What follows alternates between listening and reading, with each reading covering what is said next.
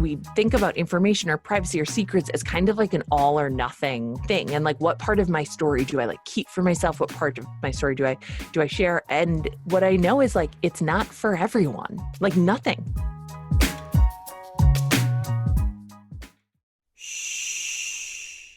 Welcome to the Secret Life Podcast. Tell me your secret. I'll tell you mine.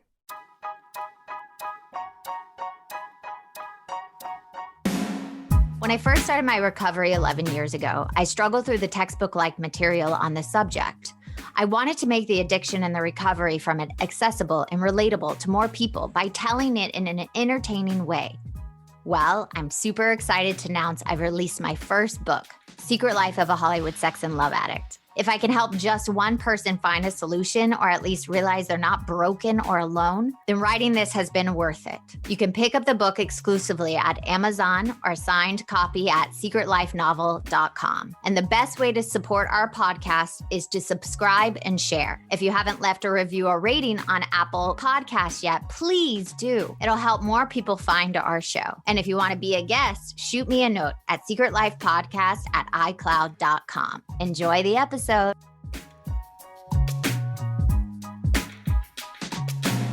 Welcome to Secret Life Podcast. I'm Brianne Davis-Gantt. Today I'm pulling back the curtains of all kinds of human secrets. We'll hear about what people are hiding from themselves or others.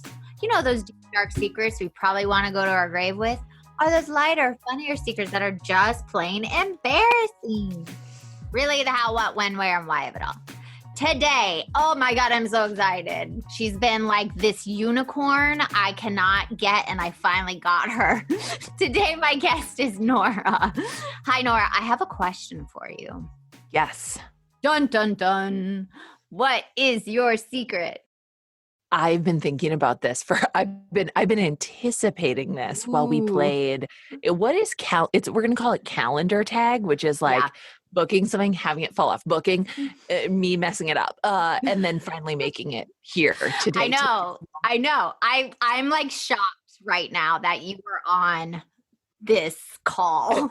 At the wrong time, but time zones are difficult. And that is actually one of my secrets is like, I literally do not understand time, spatial reasoning. Actually, it's not a secret. I tell everybody that, but so I've been thinking about this. I've been thinking about this because I'm a person who has always been like documented things. Mm-hmm. Like if I lean away from the microphone and open this box that's on my closet floor, here are all these journals and diaries from like second grade, fifth grade, high school, all this stuff.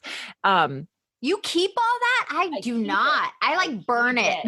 I keep it. Some of them I should burn. Some of them should probably be burned. And I was like, God, there's got to be something. There's got to be something that's a secret. And it hit me when I sat down and we started this, and the closet door got kicked open, and two children came in, and one of them was my 7-year-old Ralph, who he came in so quietly.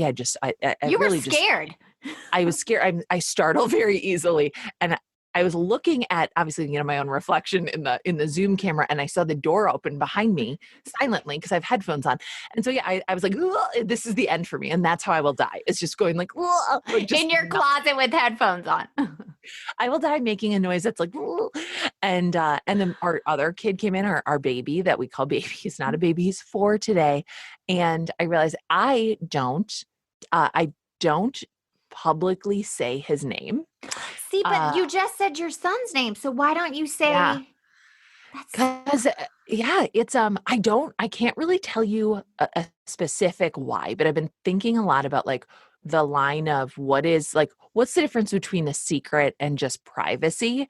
And Ralph is, he's the child that I had with my first husband, who died when Ralph was 22 months old. Right. And at that time, I wasn't thinking about the internet in that way at all. Like, who's following me? Nobody. Like, it's like my family and like a couple. You're like 12 people 12 following whole people. And I remember, we'd like made him a hashtag when he was born. And it just did not occur to me that anyone else would look or care. Like just the privacy of my children just did not register anyway for me. Like I was like, privacy. Like What? They're my children. I can do they're whatever I want. what? But even like for myself, like I worked in advertising at the time, and I remember people, I don't know, like having ad blockers on their computer, which is a normal thing to have. And I was like, why wouldn't you want ads that were targeted to you? Why wouldn't you want relevant ads? Like that Like makes you sense. want to Like, know when Target's having a sale. Like, why can't I exactly. hear about it? Okay. It's like if I look at that coat on J. Crew, I want it to haunt me. Okay. Like it was such a different time. It's such a simpler time. Oh, And I to think know. in Can you 2014 imagine is like, growing up now? Ugh. oh, God. And so when the difference of Ralph's life unfolding and the following or the audience, even the internet Yeah. growing, and this Yeah. whole concept growing, he was born in truly a simpler time than the Yeah. baby. Yeah. So by the time I had we call him baby, which is honestly is going to be just an intolerable man, as you He might go to imagine. therapy. Okay. Well, He's I like, didn't. they won't stop calling me baby. They won't stop. But it's also like he plays in. I had an uncle named Babe because he was a junior, and so instead of they called him the baby, but then they called him Babe, and I was like, so I think he's sort of he might end up being the next Uncle Babe, but Yeah. he by the time he was born, I'm not a famous person, but the But you're difference well between known, yeah, but the difference between having 100 followers on Instagram and 20,000 followers is pretty vast. Yeah. And Ralph had already sort of gotten to the age where he was like, "Ugh, like don't like the idea that a stranger would know him was really jarring for him as a kid, Yeah. as a Oh, so little you wanted kid. to protect baby. Yeah. And so but it's such a strange way that I chose to do it because I shared his face, but not his name. And I don't know. I don't, I would love for it to all be like some strategic vision, but I think like anybody else who's raising children or even just living your own life in this era, like we have to just sort of change our minds as we're presented with new information or just new, Yeah. not even information. That information was always there for me that, it's public, it lasts forever. And I Yeah. just hadn't considered it. And so it started with, the baby having, just that bit of himself that Yeah. was going to be just for him, which is like, do you need to know his name? Like, I don't think you do, get it. like, No, but I I get mean, it. if you were to meet him, yeah. Like, I mean, I said it because, he's seeing you like, Mhm. that makes sense, right? I'm not going to be like, this is a child whose name you can't know. But like, you come into our house, like, yes, like you meet everybody, their names. But like, does an absolute stranger who just finds themselves on my Instagram page need to know his name? And that led to like, does anybody need to see my children who doesn't know them? Listen, I'm all for it. When I was having my son, I was very, very strong to my husband saying, I don't want him on the internet. I do not, but as an actress, they like talk about me being pregnant. Then I do a spread in People. And then I'm like, well, it's already out there, like his name, and they want to take a picture of his room. But then it's like, but it's his privacy. That's his face. That's not mine. Yeah. But my husband was like, dude, you just got to get over it. So but it took me a really long time. And I still to this day, and he's 2.5, like taking pictures of him and putting him on my stories, it kind of actually still rubs me the wrong way. Yeah. Yeah. And the thing is too, it's such a personal thing and there's no way to talk about it without feeling judged. And that's how I felt. Like I was always a big listener of, and a person who I consider a friend, Manoush Zomorodi, had this podcast called Note to Self. And I was a very new mom when I was listening to it. And she was talking this like in 2014, 2015 about how she doesn't share photos of her kids. And I remember being like, that's so dumb. Like, and I wrote an entire piece, Brianne. I wrote an entire piece on parents.com about how I share photos of my kid and that's fine. And that's like my decision. And, it's fine. Like, and I feel so differently now. And but just about my kids, because I do love to see Other people's kids. other people's kids. I love it. I love it. And Yeah. also, and so it's such a strange thing where I'm like, I still have not fully, I still obviously cannot fully articulate why or what I'm talking about, other than I was a very, very easily embarrassed child. Like I was a very Mm. self-conscious child. And I would tell my mom, if we like were out in public, I'd be like, don't repeat that. Like if I said something that made her laugh, I'd be like, don't tell people I said that. Like I just did not, I wanted things to just sort of stay within the group. And That's so interesting. Do you know yeah, why you were like that? Was there anything I, that like you remember, or you just got easily shy or embarrassed? yeah, just very easily embarrassed, very easily shy. And I would be Mhm. like, don't look at me, like to strangers. I'd be like, don't look at me. Don't look at me. That was like my phrase, like, don't look at me. That was the name of Like my you would first turn blog away, too. like you would look at him and like, don't look at me. Yeah, be like, don't look at me. I'm staring at you. Don't look at me. Don't, don't look at me. Like total middle child energy, which is like, my aunt would be like, ooh, like stare at me extra hard. She was very young. And I was like, rude. And my kids are like that though. Like my kids are really like, like shy in that way, which is so, so when I started to see Ralph showing that same thing, he was like, you're not gonna say that to anyone, are you? I was like, oh, like this is Oh, just for you. And so I'm gonna let this be sort of your choice, even though, for a long time I was like, it's my choice. Like he's mine. right. Like I Like, can do what I want. But then yeah, you realize, wait, no, he's actually his own person. yeah. Oh my Like God. Well, he doesn't belong to me doesn't anymore. belong to me. He belongs to himself. What a bummer. I know, What what a a bummer. bummer. I've done all this fucking work and it's only been 2.5 It's years. only been 2.5 years. I also have to say, like, as far as like content goes, no one cares about me. Like, no, people want to see photos of like our kids, like our, I don't know, like do something. I'm like, without my children, I'm actually like an incredibly boring subject, which is also an extremely humbling thing. I'm like, what would I even post on Instagram if it Yeah, weren't because you're like, what is my secret? I don't what? have it. I just have a secret with my son's name, which I love. Yeah, I truly do. I'm like, what is a secret? What is a secret of mine? What is a secret? And I think maybe that's a part of being a person who works in creative nonfiction, who writes Yeah. memoir, and who like pulls from her own experience. Is that if you're going to be excavating for creativity, as you Yeah. know, then there are going to have to be certain things that are just yours, and that they don't end up feeling like secrets. They feel Right. like treasures, or they feel like their importance is enhanced by the fact that they are just for you. Yeah. So it doesn't even feel, then it's like something doesn't even feel like a secret. It just feels like a part of you. Yeah.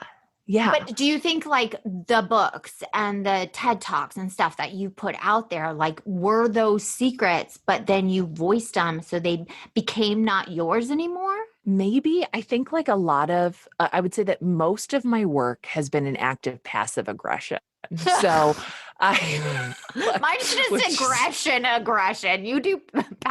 I'm just that's like, healthier. That's oh, I'll be healthier. like, yeah, Yeah. mine it comes out. I'm like, this is Oh, me. I'm a shitty person, but I'm getting better as best I can. You're like, yeah. nah.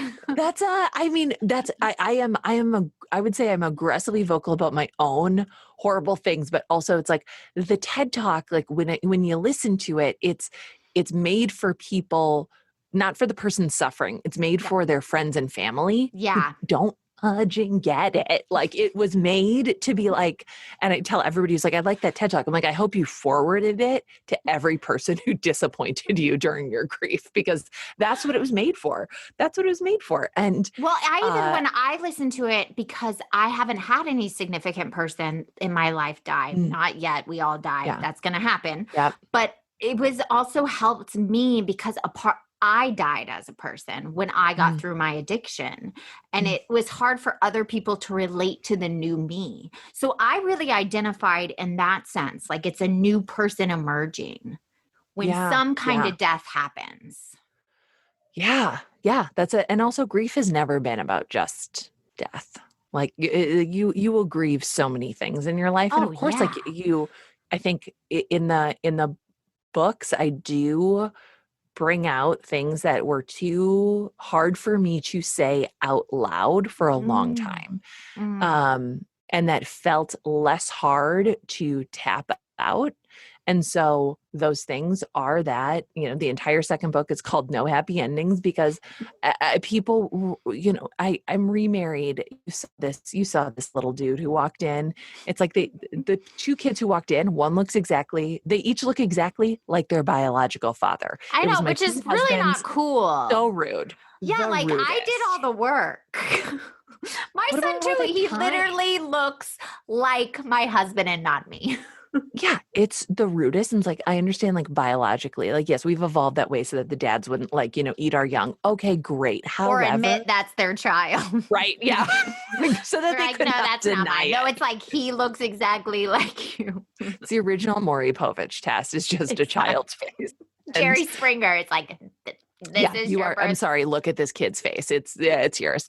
And the truth was like that. I fell in love with Matthew, and I am so happy. And I'm also like, I do still feel, and I wonder if I will feel this way forever. It's too soon to tell because it's been 6 years on November 25th.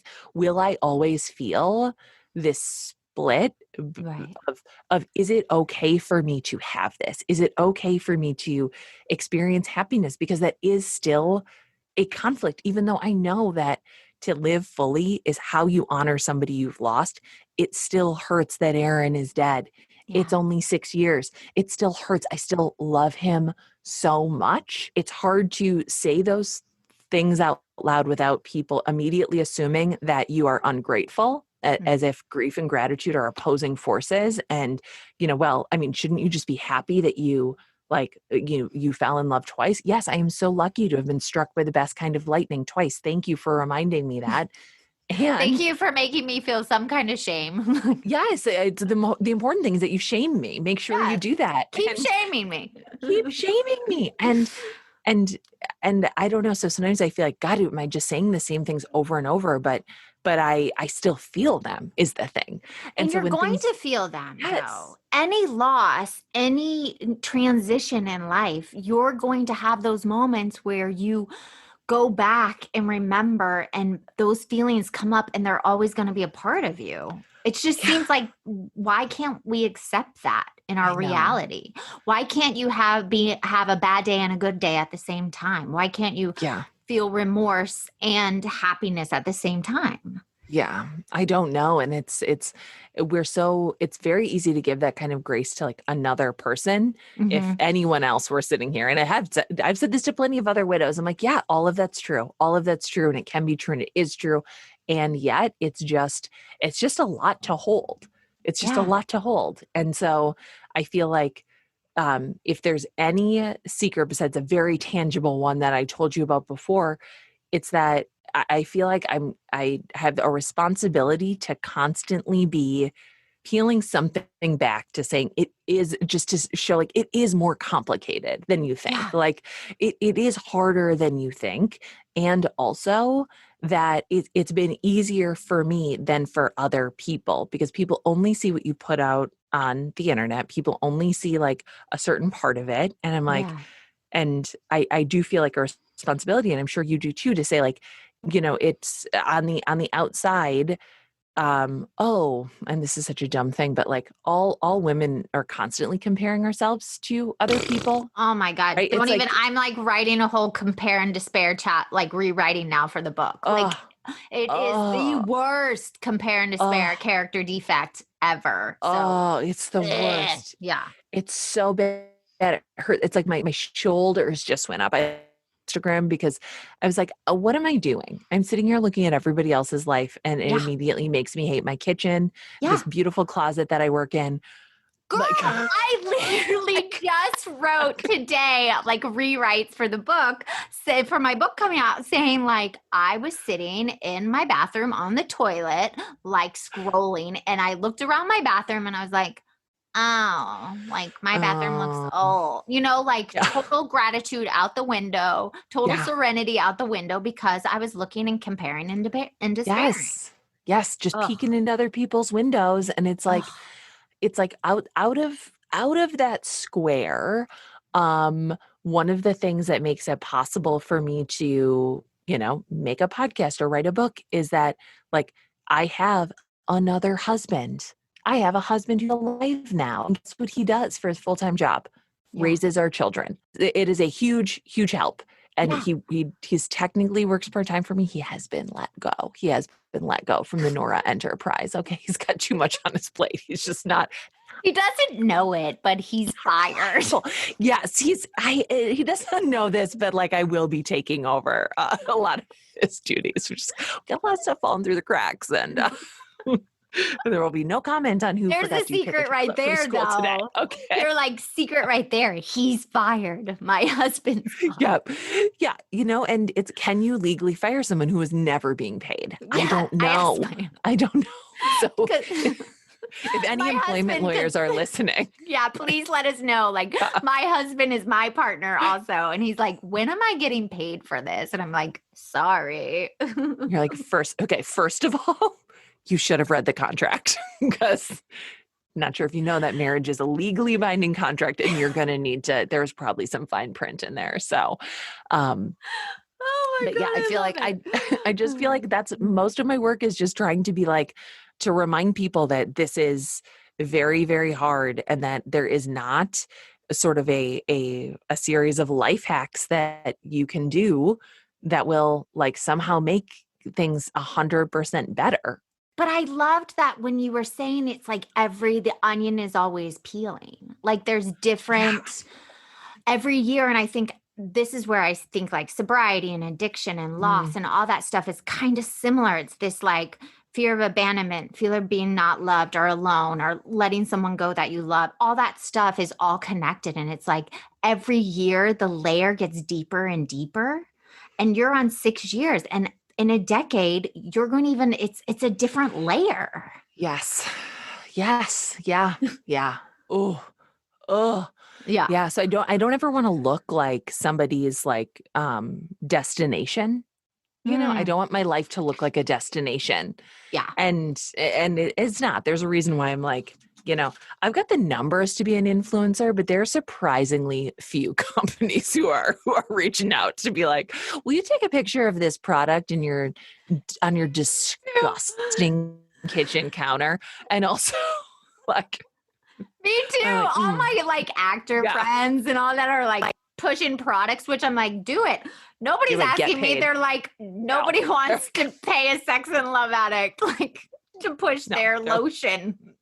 No, they're like, lotion. Yeah, no. We're in like the weirdo pile where they're like, that's so great that you liked it. Thank you for the free post. We're so glad to hear it. So glad to hear it. Totally. But, oh my God, you're cracking me up. But I do want to hit before you go, because I don't want to keep you on forever. You have a full life, but you said, what do you think the difference is between secrets and privacy? Yeah. So what is that answer? What is it? I don't know. I think that is what I'm really digging into in therapy currently. Hello, Ellen, if you're listening. Just started yesterday. So I'm like, I'm in it. Okay. Look, we are deep into it. We had a 55-minute session. So 50 over Zoom. No, I went in real life, and we just sat on very opposite ends of the room with masks on. And turns out I can cry in a mask. I can do, I can cry anywhere, anytime with anybody. And that is a strength of mine, but I don't know. And I think that's part of like this, that's kind of part of this exercise of, for the past year, maybe I haven't put photos of the kids on my Instagram. And for the past 4 years, I haven't talked about, I haven't mentioned the baby's name. I think I did accidentally once on like a podcast, and someone immediately called me, which was very sweet. Like somebody immediately was like, his name is on it. And my friend had forgotten to edit it out and felt terrible. And I was like, it's okay. It's not like it's not a huge deal. It's just all of this is, I guess, me trying to figure out like where that line is. Right. Like, what is a secret versus what is privacy? And as you know, through addiction, and as you know, through recovery, and as you know, through writing and creating, like there are parts of the story that are yours to tell, and there is a side that's not yours. And we're all still trying to figure that out. We're all still trying to figure it out. So, also I do want to say, and I think I said this in the beginning, but when it comes to parenting, it's such a fraud. The minute you bring up how you do something, it is compare and despair. It's compare and despair. And, it's like when people are like, well, I will be homeschooling my child forever. Like I hear like, I'm like, well, I'm a bad mom and my kid I'm going to punt him into the classroom the minute I can. Okay. And I'm going to get a vaccine on top of it. Yeah, I'm going to double vaccinate. Okay. He's going to get 900. Honestly, test him first. And it's so fraught. And I don't ever want to participate in making other people, enforcing that comparison. And I want to be able to free people up to be like, oh, like you are free at any point in time to change your mind. Right. To just change your mind. And I was rereading that parents.com article about like, my kid is a hashtag, I'm the best mom ever. And I ended it by saying like, I reserve the right to change my mind. And I think then you did. And I did. And I was like, I think that's like, for everything, we think about information or privacy or secrets as kind of like an all or nothing thing. And like, what part of my story do I like keep for myself? What part of my story do I share? And what I know is like, it's not for everyone. Like nothing. Nothing is for everybody. Like you don't advocate. Yeah, I know from your work, like you're not like, I want you out there like shouting your secret to everybody. No, you decide. Like it is a process of deciding like who peels this onion with you and who doesn't. For me, it's like the secrets that I feel that are important to reveal are those ones that are eating us up and damaging us. And it's our way to give back to somebody else. Like that's what I see. I see privacy as a good thing. I'm actually a very private person. I hate posting on Instagram. I actually didn't have an Instagram for a really long time, but it's like, I understand the privacy and secrets, but I just like someone that's not an addict. Like, what would you define as those? And it's just so interesting. You don't even have the answer. I don't even have the answer. And like, what a wonderful thing for us to remember. Like, we literally do not have the answer. We are in pursuit of answers like constantly. And your answer can and should change. Like it really should. I have a recommendation for you. I just adore her podcast, but Dr. Nzinga Harrison has this podcast called In Recovery. And it's just so fantastic. And the way that she talks about recovery and addiction is this like, spectrum that like we are literally all on. So when you were like, if you don't, I'm like, no, we all do. Like we all do. No, I believe we all have an ism, some kind of ism, something we use to get outside of our reality or ourselves. So I do believe in that. And mine has always been the internet since the day it came to my house. I was like, oh, look at this nice little escape hatch. Yeah. I love it. Now it's in my pocket. I love it. Oh my God. Look how many feelings I'm avoiding. It's great. They'll just never catch up to me until the battery dies. It's just, there's your secret. There's my secret. And that's why I'm locked out of Instagram. My friend locked me out. She was like, I know your password. I changed it. Good for her. I was off for a year and it was the best year ever. Right after I had my son, I got off for a year and it was so rewarding. And I would do it now. It was so beautiful. But now here's the thing though. My husband and I have rules. Like we can only get it on at certain times for short periods and we are not allowed to scroll anymore. Oh, wow. Wow. I love that as a partnership too. You should do an entire episode about that because I want to hear it. Like I want to hear like a full, like this is how, because I do think that people don't realize that a lot of our internet behaviors are mindless and they're soothing and they're giving us something, but it's also an addictive behavior. No. And I write about a whole chapter in the book. Yeah. I seriously. So don't give it away on the podcast. Yeah, but I said social media is like killing our soul. You need to get off of it now. Like that whole, and I have a whole chapter about it. Yeah. It's chapter 7. It's chapter 7. FYI, it's chapter 7. Skip to chapter 7 immediately. Well, I am so grateful to have you. I just think like your journey, I think, the secrets you have shared, the willingness to be seen. And I've said this at the beginning, and raw and authentic is why I do this show, especially as a woman, that we don't show the ugly of us and like the ism-y stuff. So I'm so grateful to have you on. You can come on anytime. Oh my God, I would love that. And I'll get the time right. I really will. I really will. Okay, you enjoy these last 2 hours of nap time because I know. TikTok. Okay. I got so much shit to do. I gotta go. So if you want to be on the show, please email me at secretlifepodcast@icloud.com. Until next time.